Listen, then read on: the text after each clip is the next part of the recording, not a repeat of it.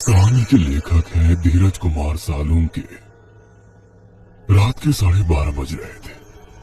कोल्हापुर में धाराशिव जाने वाली सीनियर कॉलेज के छात्रों की बस जंगल के रास्ते से गुजर रही थी। ट्रिप खत्म करके वे वापस धाराशिव आ रहे थे। दिन भर मौज मस्ती करने की वजह से सभी छात्र थक कर सो गए थे। दरवाजे की सीट के पास विकास सर और सुशील सर खर्राटे ले रहे थे। बस ड्राइवर विजय मामा भी नींद में बस चला रहे थे। उनके बगल वाली सीट पर प्यून पांडु मामा बैठे हुए थे कि तभी बस के सामने जंगली सुअरों का झुंड आया। विजय मामा ने बस जंगल में रोक दी। कुछ देर में जब रास्ता खाली हुआ तो बस फिर से चलने लगी। कुछ ही देर में विकास सर के पीछे ही दूसरी सीट पर बैठा श्याम नींद से जाग गया। श्याम की उम्र 21 साल थी। पढ़ाई में बहुत तेज था, लेकिन हमेशा अकेला रहने वाला। ना किसी से बनती थी, ना ही उसका कोई दोस्त था। वो दूसरी सीट पर अकेला बैठा हुआ था। सर, टॉयलेट जाना है। सर ने आंखें खोलकर खिड़की से बाहर देखा। बस अभी भी जंगल में ही थी। थोड़ी देर बैठ जाओ, जब जंगल खत्म होगा तब मुझे उठा दो, मैं बस रोक दूंगा, वे बोले और फिर आंखें बंद कर सो गए। श्याम बस की खिड़की से बाहर देखने लगा और जंगल खत्म होने का इंतजार करने लगा। कुछ ही देर में जंगल खत्म हुआ और बस वीरान जगह पर आ गई। उसने विकास सर को जगा दिया और उन्होंने ड्राइवर से बस को रोकने के लिए कहा। जैसे ही बस रुकी, विकास सर बोले, किसी को टॉयलेट होना है तो अभी उतर जाओ, वरना बस सीधे धाराशिव जाकर ही रुकेगी।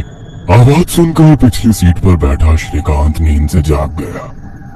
विकास सर टॉर्च लेकर पहले बस से बाहर उतर गए। उनके पीछे पीछे श्याम और श्रीकांत भी उतरे और वो दोनों अलग अलग झाड़ी के पीछे टॉयलेट करने गए। श्याम टॉयलेट करके वापस आया, लेकिन श्रीकांत अभी भी नहीं आया था कि तभी श्रीकांत जोर से चिल्लाया।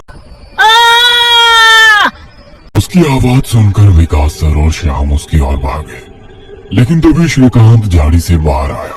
क्या हुआ? क्यों चिल्लाए थे? कुछ नहीं सर, चप्पल से होकर काटा पैर में चुभा।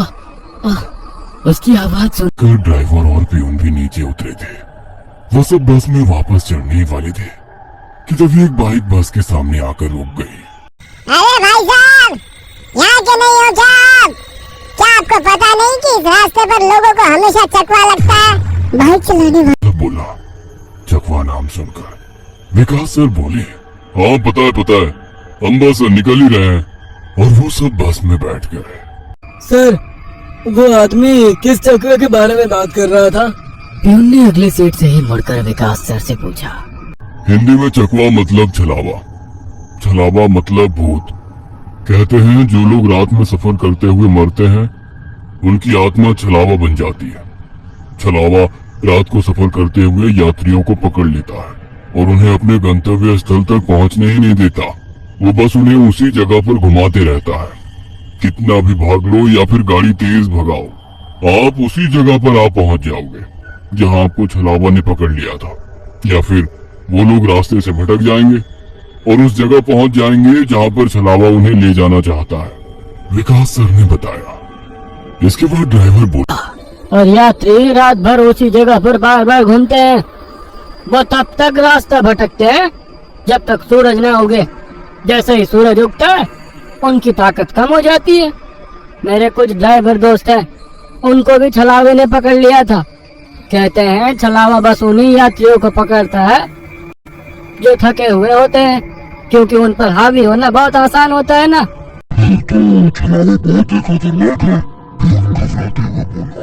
अरे कुछ खतरनाक नहीं है, ये सब अंधविश्वास है।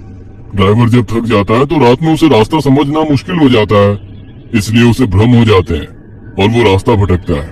इसे ही अनपढ़ लोगों ने भूत यानी चकवा या छलावा का नाम दिया है, विकास सर बोले। ये सभी बातें श्याम और श्रीकांत सुन रहे थे। नहीं सर, छलावे होते हैं और कुछ छलावे तो जानलेवा भी होते हैं। मेरे दादाजी को छलावे ने इतना परेशान किया था कि मरते मरते बचे थे। रात को जितने भी एक्सीडेंट होते हैं, उनमें से कुछ न कुछ एक्सीडेंट छलावे के कारण ही होते हैं। वो रात के बेरहम शिकार होते हैं। यात्रियों की थकान और डर ही उनकी ताकत होती है। शिकारियों की तरह ही वे यात्रियों को डराते हैं, भगाते हैं और उनकी जान लेकर उनका शिकार करते हैं। हमें बस इतना पता चलता है कि कार एक्सीडेंट में उनकी मौत हो गई है, लेकिन मौत का कारण छलावा ही होता है सर। श्याम ने डरावनी आवाज में कहा, सर इस का कुछ मत सुनो, इसकी बुआ राइटर है, उन्हीं से सुनी होंगी ये बातें, और राइटर लोगों का तो काम ही होता है बातें बनाना, उसी से तो उनका घर चलता है। पिछली सीट पर बैठे श्रीकांत ने कहा, श्रीकांत चुप हो जाओ और सो जाओ, उन्होंने डांटते हुए कहा। और उसके बाद सभी लोगों ने आंखें बंद कर ली और सो गए।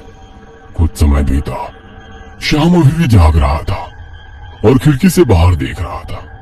बस किसी जंगल के बीचों बीच से गुजर रही थी कि तभी उसने देखा कि रास्ते के किनारे एक बंद पड़ी चाय की टपरी है। लेकिन ये चाय की टपरी तो मैंने पीछे भी पहले वाले जंगल में देखी थी। वो मन ही मन बोला और खिड़की के बाहर देखने लगा। तब उसे पता चला कि वो तो वही जंगल है जो वीरान जगह से पहले आया था। वो भागते हुए ड्राइवर के पास गया। विजय मामा नींद में बस चला रहे थे, बीच बीच में आंखें झपका रहे थे। विजय मामा, बस कौन से जंगल में है? होगी किसी जंगल में, रास्ते में जंगल का मैं क्या? नहीं मामा, हम वापस उसी जंगल में पहुंच गए हैं जहाँ पर बस के सामने जंगली सुअर आ गए थे। गर्मी हो रही है, वो जंगल तो कब का पीछे छूट गए ना। उनकी बहस सुनकर विकास सर नींद से जाग गए। क्या हुआ श्याम? सर, हमें छलावा लग चुका है, उसने हमें पकड़ लिया है, क्योंकि बस वापस उसी जंगल में आई है जहाँ से पहले गुजरी थी। लेकिन विकास सर भी ड्राइवर की तरह उस पर विश्वास नहीं कर रहे थे। सर, अगर आपको मेरी बात पर यकीन नहीं हो रहा है तो बाहर देखो, अभी कुछ देर रास्ते के किनारे एक ट्रक दिखाई देगा जो एक्सीडेंट में पलटी हो चुका है। और कुछ ही देर में रास्ते के किनारे सभी को पलटी हुई ट्रक दिखाई दी। ये देखकर सभी हैरान हो गए थे। ड्राइवर ने भी मान लिया कि श्याम सच बोल रहा है कि तभी जंगल खत्म हो गया और बस वही सुनसान वीरान जगह पर पहुंच गई जहां पर वो कुछ देर पहले टॉयलेट करने के लिए रोक दी गई थी। ये देखकर सभी की आंखें फटी की फटी रह गई थी। विकास सर की तो बत्ती ही गोल हो गई थी। श्रीकांत पिछली सीट से आगे आ चुका था। सबके चेहरे का रंग उड़ गया था। बस अभी भी रास्ते पर चल रही थी कि तभी वो फिर से वापस वही जंगल में पहुंच गई। वो सभी जान गए कि उन्हें छलावा ने पकड़ लिया है। ड्राइवर कोई दूसरा रास्ता मिलता है या नहीं ये देख रहा था, लेकिन फिर भी बस वापस उसी जंगल में आ जाती थी। ऐसा लग रहा था कि मानो पूरी दुनिया में बस वही एक रास्ता है जो घूम फिर कर उसी जंगल में ले आता है। सर, अभी इस छलावे से कैसे निकले? मैंने सुना है कि छलावे से बाहर तभी निकल सकते हैं जब सुबह हो जाए। इसका मतलब हमें रात भर इसी सड़क से गुजरना होगा, जंगल से वीराने में और वीराने से जंगल में। क्यों ना हम सुबह होने का इंतजार करते हुए उसी वीरान जगह पर रुक जाए। ड्राइवर बस चलाते हुए बोला, लेकिन शायद मैंने सुना है कि छलावे में रुकना ठीक बात नहीं है। नहीं सर, मेरी बुआ ने बताया था कि अगर सेफ जगह मिल जाए तो रुकने में कोई परेशानी नहीं है। बस इतना ही पता है तुम्हें, और कोई तरीका नहीं है क्या? है, लेकिन वो अभी के लिए नहीं है। और वैसे भी अगर जिस छलावे ने हमें पकड़ा है, अगर वो कमजोर हुआ तो उसकी शक्तियाँ कुछ ही देर में कमजोर हो जाएंगी और हम छलावे से छूट जाएंगे। फिर वो छलावा हमें नहीं पकड़ सकता। इन सभी की बातें सुनकर सोए हुए सुशील सर जाग गए। अरे क्या हुआ? आ गया क्या मेरा गुड़गांव? सुशील सर उबासी लेते हुए बोले। तभी सभी ने उन्हें घटी हुई घटना बता दी। यह सुनकर सुशील सर के तो मानो होश ही उड़ गए। लेकिन तभी ड्राइवर जोर से चिल्लाया, सर आगे एक गांव आया है। यह सुनकर सभी लोग ड्राइवर की तरफ भागे। तब उन्हें रास्ते के किनारे एक बोर्ड दिखाई दिया जिस पर लिखा था, बोरगांव में आपका स्वागत है। यह देख सुशील सर जोर से चिल्लाए, ये तो मेरा गांव है, लेकिन हम यहाँ इतने जल्दी कैसे पहुँचे? हमें तो कोल्हापुर से निकले मुश्किल से 2 घंटे